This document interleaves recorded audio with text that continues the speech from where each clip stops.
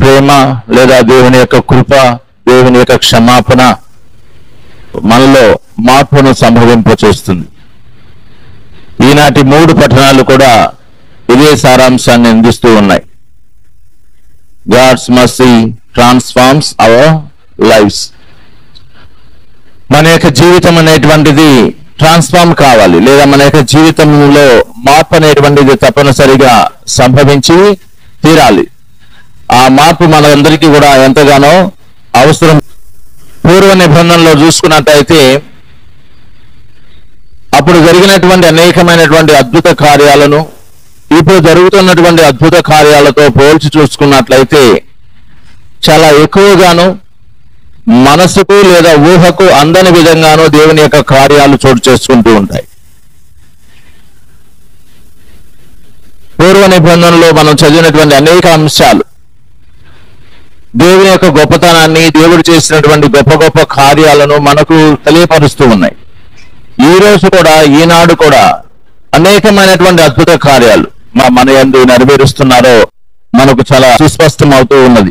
మనం చదివినటువంటి మొదటి పట్టణము యెషయా గ్రంథము 43వ అధ్యాయము 18-19 వాక్యాలలో, మీరు పూర్వపు సంగతులను గుర్తు తెచ్చుకోనక్కర్లేదు, పాత సంగతులను తలంచుకోనక్కర్లేదు, ఇప్పుడు నేను ఒక నూతన కార్యాన్ని చేస్తాను అంటున్నాడు.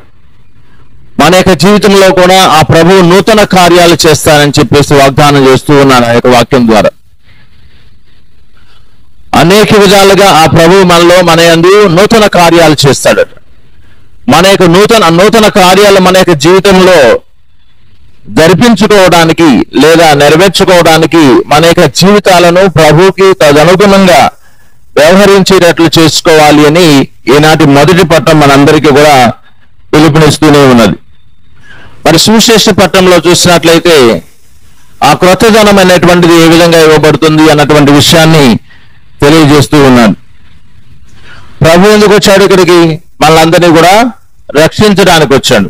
అందువల్లనే యోహాను సువిశేషము 3వ అధ్యాయము 17వ వాక్యంలో పలుకుతూ ఉన్నాడు, దేవుడు తన యొక్క కుమారుని లోకమును రక్షించుటకు పంపినే గాని దానిని శిక్షించడానికి లేదా ఖండించడానికి పంపలేదు అని చెప్పి వాక్యం పలుకుతూ ఉన్నది. కాబట్టి దాన్ని బట్టి మనకేమర్థం అవుతుంది? ప్రభు ఈ లోకానికి రావడానికి కారణం మనలందరినీ కూడా రక్షించడానికి వచ్చాడు. మనల్ని ఖండించడానికి ఆయన రాలేదు. అటువంటి ఆయన ఆ రక్షణ కార్యాన్ని ఎలా ఉంటుంది అన్నటువంటి విషయాన్ని మనకు చాలా బహిర్గతం చేస్తుంది ఈ యొక్క పఠనం. ప్రభు యొక్క రక్షణ కార్యం ఎంత గొప్పగా ఉంటుంది, ప్రభు యొక్క రక్షణ కార్యంలో ఏమున్నది, మరి ప్రభు యొక్క రక్షణ కార్యము మన యొక్క జీవితాలను ఏ విధంగా మార్పును సంభవింపచేస్తుంది మన యొక్క జీవితాలలో అన్నటువంటి విషయాన్ని ఈనాటి సువార్త పట్టణం మనకు తెలియజేస్తుంది. ఈ యొక్క సువార్త పట్టణం మన అందరికీ కూడా సర్వసాధారణంగా తెలిసినటువంటి సువార్త పట్టణమే. వ్యభిచారంలో పట్టుబడినటువంటి స్త్రీని తీసుకొచ్చి ప్రభు ముందుంచి నీ యొక్క న్యాయాన్ని ఈమె పట్ల వ్యక్తపరచమని చెప్పేసి అడుగుతూ ఉన్నారు, అనగా తీర్పు చేయమని చెప్పేసి అడుగుతూ ఉన్నారు. ప్రియ సహోదరి సహోదరుడా, దీనిలో 2 విషయాలను మనం గమనించాలి. ఈ 2 విషయాలు ఏమిటంటే, మొట్టమొదటిది వ్యభిచారంలో పట్టుబడినటువంటి స్త్రీని శిక్షించి చంపాలి అని అంటాడా? లేదా రెండవది ఈయనను చంపవద్దు, ఈమెను చంపవద్దు అంటాడా? ఏమంటాడు ఈయన? ఎందుకంటే ప్రభు అప్పటి వరకు కూడా అనేకమైనటువంటి దయా కార్యక్రమాలు చేస్తూ ఉన్నాడు. స్వస్థపరుస్తున్నాడు, దీవిస్తున్నాడు, ఆశీర్వదిస్తున్నాడు, అనేక మందిని సజీవంగా లేపుతూ ఉన్నాడు. ఇవన్నీ కూడా దయతోనూ కరుణతోనూ కారుణ్యంతోనూ ప్రేమతోనూ కూడినటువంటి కార్యాలు. ఆ ప్రభులో ఉన్నటువంటి మంచితనం అనేటువంటిది బహిర్గతం చేసేటువంటి కార్యాలు ఆయన చేస్తున్నటువంటి ఆ కార్యాలన్నీ కూడా. మరి ఇప్పుడు ఏం చేస్తాడు? ఇప్పుడు ఏమంటాడు? ఈమెను ఖండించమంటాడా, వదిలివేయమంటాడా? ఖండించమంటే దాని యొక్క పర్యవసానం ఏమిటి, లేదు కారుణ్యం చూపుకుంటే దాని యొక్క పర్యవసానం ఏమిటి అన్నటువంటి విషయాలను ఈనాడు ప్రభు మనకు ఈ యొక్క వాక్యాల ద్వారా తెలియజేస్తూ ఉన్నాడు. ప్రియ సహోదరి సహోదరులారా, లేవి కాండంలో 20వ అధ్యాయము 10వ వాక్యంలో వ్యభిచారమున పట్టుబడినటువంటి స్త్రీని రాళ్లతో కొట్టి చంపాలి అని రాస్తాడు. వ్యభిచారమున పట్టుబడినటువంటి స్త్రీ ఏం చేయాలి? రాళ్లతో కొట్టి చంపాలి అని చెప్పేసి ఆ యొక్క వాక్యంలో లేవీకాండంలో తెలియజేస్తూ ఉన్నాడు. అదేవిధంగా ద్వితీయోపదేశ కాండం 22వ అధ్యాయంలో 22, 24 వాక్యాల వరకు చూసినట్లయితే వ్యభిచారమున పట్టుబడినటువంటి స్త్రీ తన ప్రేమికుడితో సహా ఇద్దరిని కలిపి చంపాలి అని చెప్పేసి రాస్తాడు. ఒక్కదాన్నే కాదు, ఇద్దరిని కూడా కలిపి రాళ్లతో కొట్టి చంపాలి అని చెప్పేసి రాస్తారు. మూడవ విషయంలో చూసినట్లయితే ఎజెకియెల్ రాసినటువంటి గ్రంథంలో ప్రియ సహోదరి సహోదరులారా, అన్ని రకాల వ్యభిచార కార్యక్రమాలకు పాల్పడినటువంటి వారిని రాళ్లతోటి కొట్టి చంపాలి అని. ఇవి ధర్మశాస్త్రంలో వ్యభిచారమున పట్టుబడినటువంటి స్త్రీని ఏ విధంగా కొట్టి చంపాలి, ఏ విధంగా వారి యొక్క జీవితాన్ని పూర్తి చేయాలి అన్నటువంటి విషయాలను తెలియజేస్తూ అందరికి కూడా అక్కడ కామన్ ఏంటో తెలుసా? రాళ్లతో కొట్టి చంపటం. నేను చదివినటువంటి లేదా విన్నవించినటువంటి 3 వాక్యాలలో కూడా ఉన్నటువంటి అంశం ఏమిటంటే, ఎవరైతే ఇటువంటి కార్యానికి పాల్పడతారో వారందరిని ఏం చేయాలట? రాళ్లతో కొట్టి చంపాలి అని. అయితే ప్రభు దగ్గరకు వచ్చి ఈమెను ఏం చేయాలి? ఇప్పుడు ఆమెను శిక్షించి చంపాలి అన్నటువంటిది వారి యొక్క ఉద్దేశం. పరిసయ్యులు లేదా ధర్మశాస్త్ర బోధకులు వారందరి యొక్క ఉద్దేశం ఏంటి? ఆమెను శిక్షించి చంపివేయాలి. ఏ విధంగా? రాళ్లతో కొట్టి చంపివేయాలి. ఇది ధర్మశాస్త్రం బోధిస్తుంది. దీనికి నీ సమాధానం ఏమిటి అని చెప్పేసి ఆ ప్రభుని అడగాలి అని చెప్పేసి వచ్చారు. అందుకు చెప్తూ ఉన్నారు, ఇదిగో లేవీకాండంలో ఈ విధంగా రాయబడి ఉన్నది, ద్వితీయోపదేశ కాండంలో ఈ విధంగా రాయబడి ఉన్నది, ఎజెకియెల్ రాసినటువంటి గ్రంథంలో ఈ విధంగా రాయబడి ఉన్నది. ఎవరైతే వ్యభిచారంలో పట్టుబడినటువంటి స్త్రీలు ఉంటారో లేదా కొన్ని సందర్భాల్లో పురుషులు ఉంటారో వారందరినీ కూడా ఏ విధంగా చంపేయాలి? రాళ్లతో కొట్టి చంపాలి అన్నటువంటి విషయాన్ని అక్కడ తెలియపరచబడింది. మరి నువ్వేం చెప్తావు? ఇప్పుడు నీ ముందున్నది, నీ ముందు ఒక వ్యభిచారంలో పట్టుబడినటువంటి స్త్రీని తీసుకొచ్చి నీ ముందు ఉంచాం. ఏం చెప్తావు? నువ్వు కూడా రాళ్లతో కొట్టి చంపండి అని చెప్తావా? లేదా నీ యొక్క తీర్పు అనేటువంటిది మరొక విధంగా ఉంటుందా అని చెప్పేసి ఆయనను పరిశీలించడానికి, పరీక్షించడానికి ఈ ధర్మశాస్త్ర బోధకులు మరియు పరిశీలందరూ కూడా ఆమెను ఆయన దగ్గరకు తీసుకొని వచ్చారు. రెండవది ఏమడుగుతున్నారు వాళ్ళు? ఆమెను రాళ్లతో కొట్టి చంపటం న్యాయమా? ప్రభువుని ఇరికించడం కోసం అడుగుతున్నటువంటి ప్రశ్న ఇది. ఆమెను రాళ్లతో కొట్టి చంపటము న్యాయమా అని చెప్పేసి ఆయన అడుగుతున్నారు. ఈ 2 సమస్యలను, ఒకటేమో చంపాలి, ఇది ఇలా చంపటం ఇది న్యాయమా కాదా అని చెప్పి వారందరూ కూడా ఆ ప్రభువుని అడుగుతూ ఉంటే ఆ ప్రభు ఏ సమాధానం చెప్పబోతూ ఉన్నాడు? ఒకవేళ రాళ్లతో కొట్టొద్దు, అలా చంపొద్దు, చంపకూడదంటే ఆయన దేనికి వ్యతిరేకం? ధర్మశాస్త్రానికి వ్యతిరేకం. ఆ ప్రభు ఆమె కూడా మీలాంటి ఒక స్త్రీనే, మానవ బలహీనత వలన తప్పు చేసింది అని చెప్పేసి అనకుండా ఆమెను రాళ్లతో కొట్టి చంపండి ధర్మశాస్త్రం ప్రకారం అంటే నువ్వు ధర్మశాస్త్రాన్ని చూసా తప్పకుండా నువ్వు పాటిస్తున్నావు అని చెప్పేసి అనొచ్చు.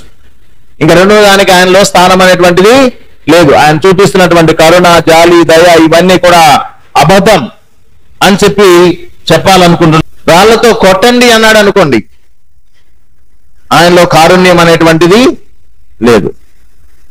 ఈ విధంగా ఆ ప్రభువుని ఇనికించడం కోసం ఈ యొక్క సందర్భంలో ఆయనలో కూడా కొన్ని తప్పులు ఉన్నాయి అన్నటువంటి విషయాన్ని తెలియపరచడం కోసం, లేదా ఆయనలో ఉన్నటువంటి ఆ యొక్క గొప్పతనం, ప్రచారం అవుతున్నటువంటి ఆ గొప్పతనాన్ని నిర్వీర్యం చేయడం కోసం ప్రయత్నం చేస్తున్నటువంటి ప్రయత్నమే ఈ యొక్క స్త్రీ యొక్క వృత్తాంతం.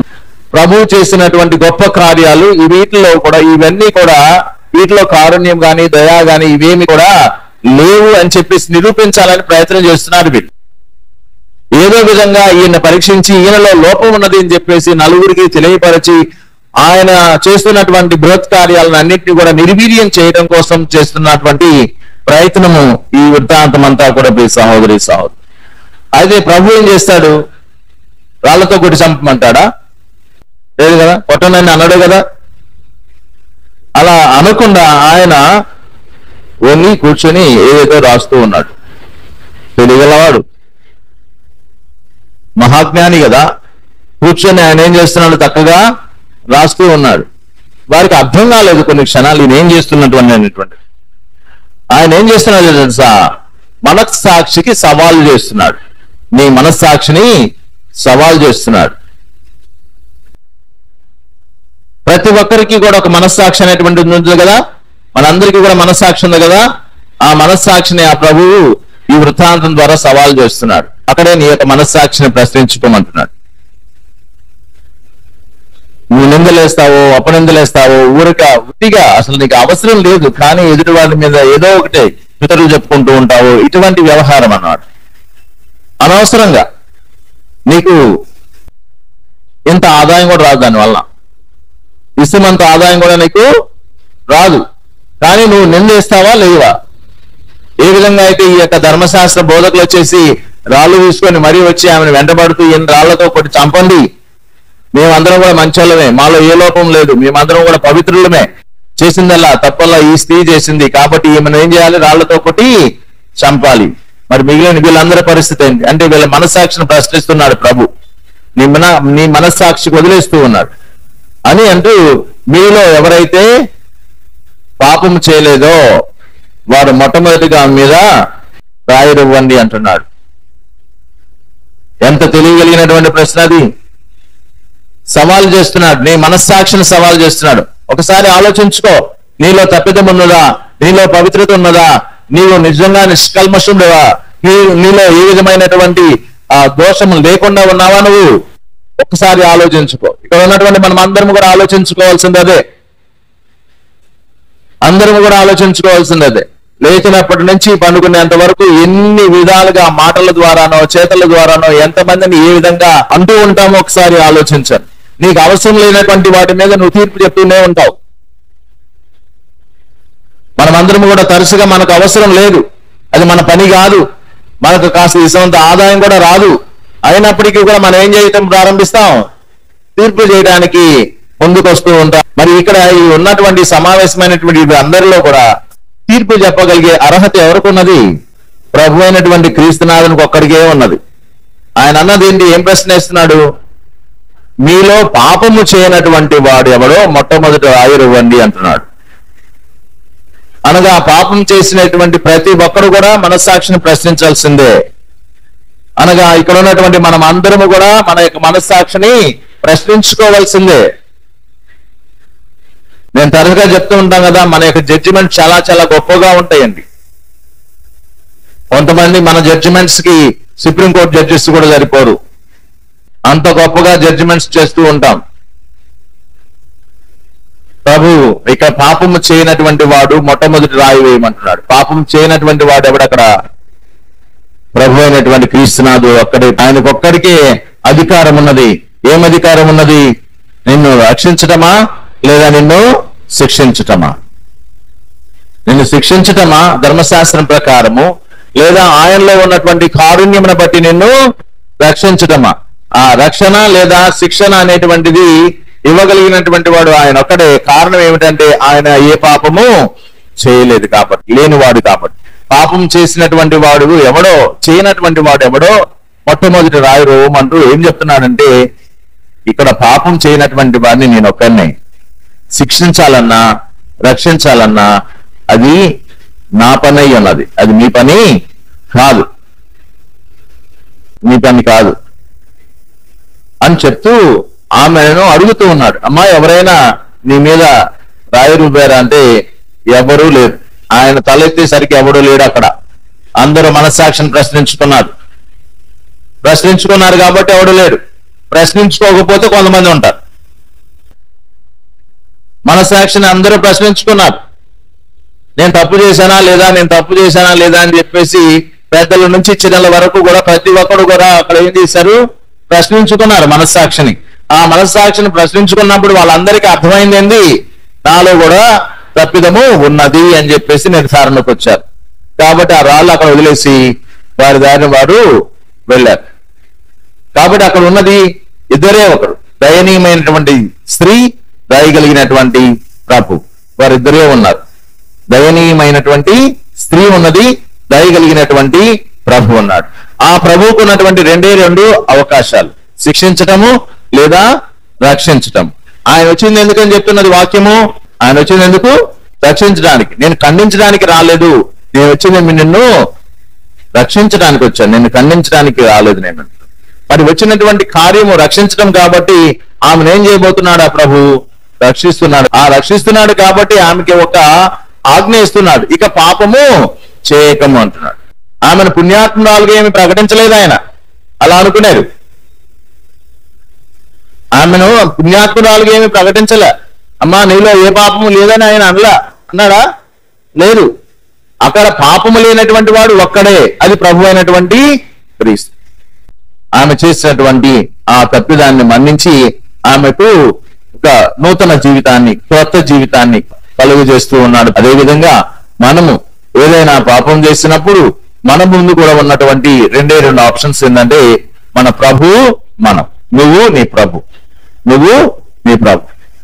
నీ స్థితి ఏమిటో నీ ప్రభువుకి విన్నవించు. నీ స్థితిగతి ఏమిటో ఆ ప్రభువుకి తెలియపరచు. అది ఏ విధమైనటువంటి దోషమైనప్పటికీ కూడా, ఏ విధమైనటువంటి దోషమైనప్పటికీ కూడా ఆ ప్రభువుకి అప్పగించినప్పుడు నిజంగా నీలో పశ్చాత్తాప హృదయం అనేటువంటిది ఉన్నట్లయితే, చేసినటువంటి పాపానికి నిజంగా నువ్వు ప్రాయశ్చిత్తం చెందుతున్నట్లయితే, ఆ ప్రభువు తప్పనిసరిగా ఏం ప్రసాదిస్తాడు? రక్షణను ప్రసాదిస్తాడు. అందువల్ల ఇక పాపము చేయకము, నేను కూడా నీ మీద రాయి రువ్వను, ఇక పాపము చేయకము అంటున్నాడు. కాబట్టి ఈ యొక్క వృత్తాంతం మనందరికీ కూడా వర్తిస్తుంది. ఎవరు ఎక్సెప్షనల్ కాదు, దీనిలో నుంచి ప్రతి ఒక్కరికి వర్తిస్తుంది. అక్కడ ఉన్నటువంటి చిన్న వారి నుంచి పెద్దవాళ్ళ వరకు అందరికీ వర్తించింది కదా. అందువల్ల వాళ్ళ యొక్క రాళ్ళు చేతులను అక్కడ వదిలేసి జారవిడిచి వాడి దాన్ని వారు వెళ్ళిపోయారు. ఇక్కడ మనం వేరే వాళ్ళని తీర్పు చేయడానికో వేరే వాళ్ళ గురించి ఆశపడక ఆత్మ పరిశీలన చేసుకో, నీ మనస్సాక్షి నువ్వు ప్రశ్నించుకో, నువ్వు ప్రభు దగ్గరికి వచ్చి నీ స్థితిగతి ఏమిటో విన్నవించు.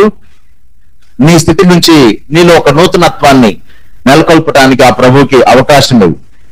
అలా అవకాశం ఇచ్చినప్పుడు ప్రార్థన రూపంలో నువ్వు ఆ అర్థింపును లేదా ఆ వేడుకోలను చేసినప్పుడు తప్పనిసరిగా ఆ ప్రభు నీకు కూడా ఆమెకి ఇచ్చినట్లుగా ఏదో ఒక సందేశాన్ని ఇస్తాడు. ఆమెకేం సందేశం ఇచ్చాడు? ఇక పాపము చేయి. నీ స్థితిని బట్టి, నీ ఉన్నటువంటి పరిస్థితిని బట్టి, నీవు చెప్పేటువంటి ఆ వినతిని బట్టి నీకు కూడా ఆ ప్రభు నీతో కూడా మాట్లాడతాడు. మాట్లాడి నువ్వేం చేయకూడదో చెప్తాడు. నువ్వేం చేయకూడదో. కాబట్టి ఆమె విన్నదా లేదా? ఇక పాపము చేయకము అన్నటువంటి వాక్యం విన్నదా? విన్నది. కాబట్టి నీకు కూడా, నువ్వు కూడా ప్రార్థనలో ప్రభువుని అడిగినప్పుడు నీకు చెప్తాడు. ఏదో ఒకటి తప్పనిసరిగా సమాధానం వెంటనే ఇస్తాడు ఆయన. ఆ సమాధానం విను. నీ అంతటి నీ గోడంతా విన్నవించుకొని నీ దారి నువ్వు పోకు. ఆయన చెప్పేది కూడా విను. మనం వినాలి. ఆయన ముందుకు వచ్చినప్పుడు మన మనస్సాక్షిని ముందు పెడుతూ మన పరిస్థితిని ఆ ప్రభుకి విన్నవిస్తున్నప్పుడు ఆ ప్రభు కూడా దానికి సమాధానం చెప్తూ ఉన్నాడు. ఎందుకంటే మనం అందరం గుర్తించాల్సింది, రక్షించగలిగినటువంటి వాడు ఆయన ఒక్కడే. రక్షించగలిగినటువంటి వాడు ఆయన ఒక్కడే. కారణం ఆయనలో ఏ పాపము లేదు. కాబట్టి అటువంటి విశ్వాసముతో మన యొక్క స్థితిని, మన యొక్క పరిస్థితిని ఆ ప్రభువుకి విన్నవించుకుంటూ వాటి నుంచి మనలను కాపాడమని, రక్షించమని, మళ్ళా అటువంటి పాత స్థితిలోనికి పోకుండా నూతన స్థితిలోనే నా జీవితం ముందుకు కొనసాగించుకోవడానికి నేనేం చేయాలా అని చెప్పి ఆ విషయాన్ని ఆ ప్రభుని ప్రార్థనా రూపంలో అడిగి ఆ ప్రభు చెప్పేటువంటి మాటను ఆలకించి దానికి అనుగుణంగా జీవించడానికి మనం అందరం కూడా ప్రయాసపడున్నాం.